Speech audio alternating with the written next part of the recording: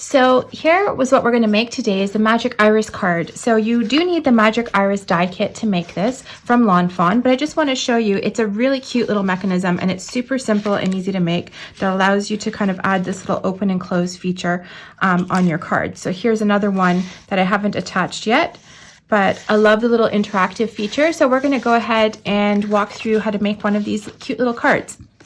So there's a few pieces that you're going to need from the dies to cut out. So your die comes with this piece called, everyone's calling it a sausage. So you need to cut out 3 of these little sausage pieces. They kind of look like balloons, what have you. So you need 3 of those. You're going to need 3 of these straight little pieces that they call stabilizers. So 3 of those. And then you'll also cut out this little piece that you will attach the little arrow part to move your wheel up and down. So that was this mechanism right here. And you're going to need 3 wheels. Okay.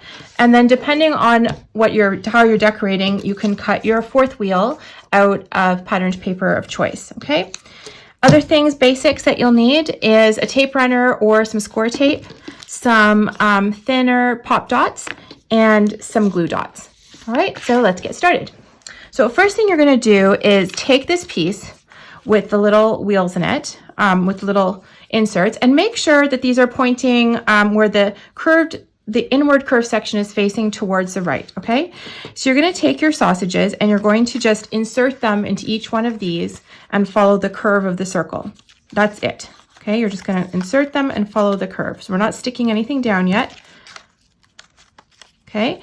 And so let's just put that down for a second and take a look at it. So you can see that you're in the circle and you're also like, these have to move. So eventually you want these to be able to close up because that's going to make the magic iris. Okay, so they're going to stay loose and we'll take a look at how we're going to get this to work. So let's line them all up, make sure they're nicely following the curve like that. Okay. Now you'll notice that there's little X's that when you cut these out popped up or got cut out in the die. So what you're going to do is take your glue dots and put 1 on each of those X's. So let's just go ahead and do that.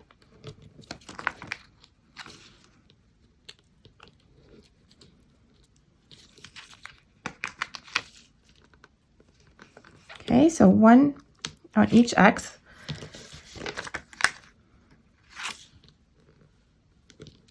Okay.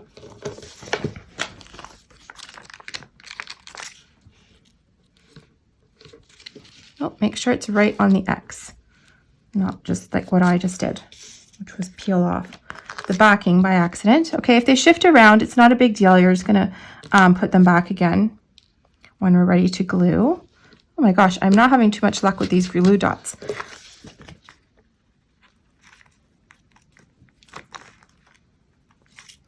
Okay, there we go.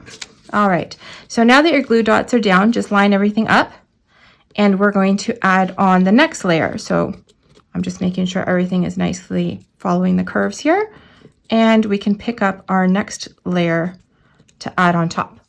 All right, so we're going to take our circle and make sure everything is lined up where you want it to be and we're going to put it on top. All right, just like that, and stick that down. Okay, so you should have this nice little donut with the sausage pieces in the middle and this on the back. All right, so now flip it over. Okay, we are now going to add the stabilizers. So these are the 3 pieces that we cut out, and you'll notice there's sort of these little notches in them, and that's for a reason. That is going to guide you in the placement of the stabilizers. Okay, so you'll notice this stitching mark. So what you're going to do is your stabilizers are going to get stuck on right here right to the edge, but against that little sort of right in between where you see the stitched piece. So what I want you to do is take your tape runner or your score tape, whatever you have, and run it from edge to edge around the circle. I would say I'm using score tape just because I just ran out of my tape runner, but the tape runner is probably the best thing. And you're just going to lay this down straight edge to edge like that. Okay.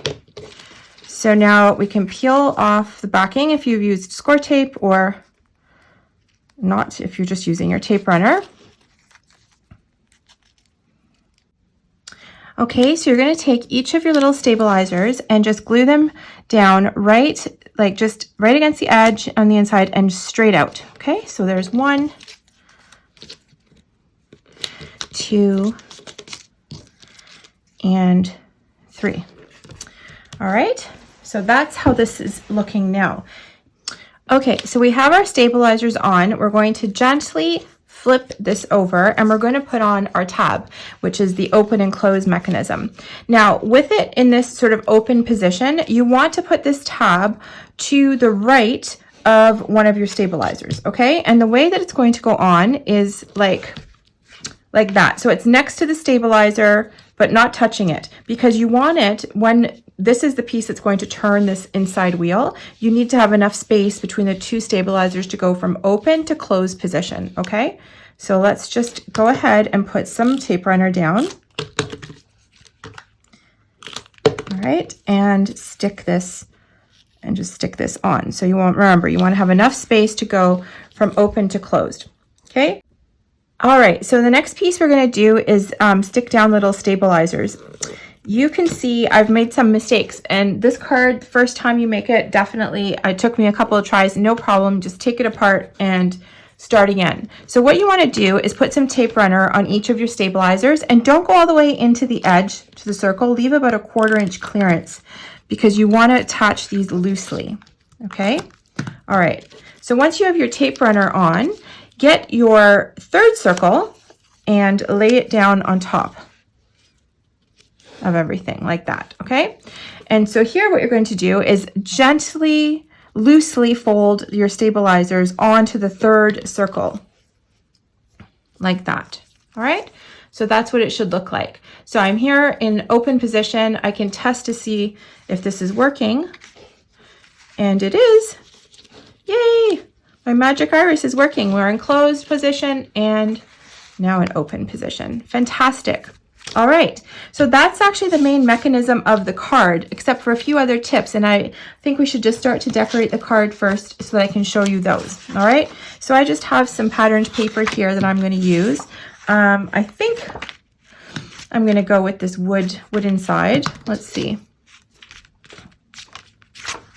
Trying to decide. It's a little, I don't know what that is, a Sasquatch or something. This is going to be a birthday card, sort of a male themed birthday card.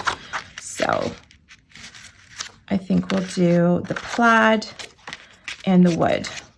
Yep, okay. So I'm just going to stick this down on my card base because I just want to show you how to attach the rest of this and make sure that you're not sticking things together so that your magic iris doesn't work. Okay, you'll notice too when you hold it open, you can see kind of those little tabs sticking out. You can fold them in if you like, really just the edge. This won't affect the mechanism, but it will just tuck them kind of out of the way. So if you don't like that, how it looks, you can fold those in, all right? And then that's gonna sit here. So I'm gonna put it in closed position because that's how I'm giving the card out. So I wanna see, I wanna make sure it looks good closed, right? So I want the tab maybe up here. So this is about where I will put my card. All right, so what I'm going to do is turn this over.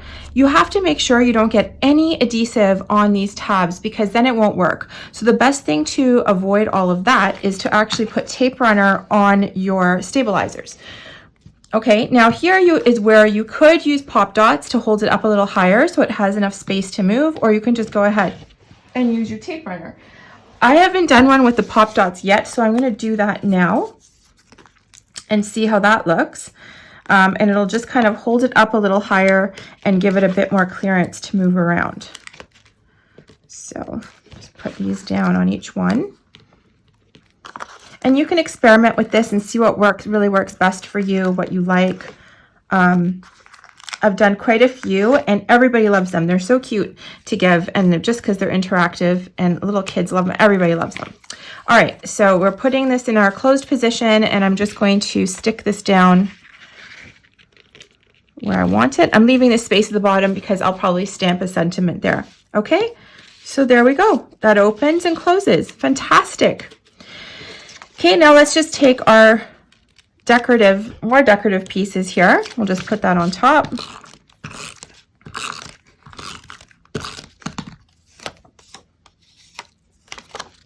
And you can see that if you made errors, like everything ends up getting covered up and nobody would ever know, and it looks just lovely.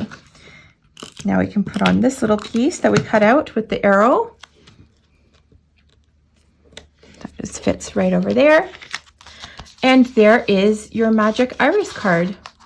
So in this case, I'm going to take the circle that was cut out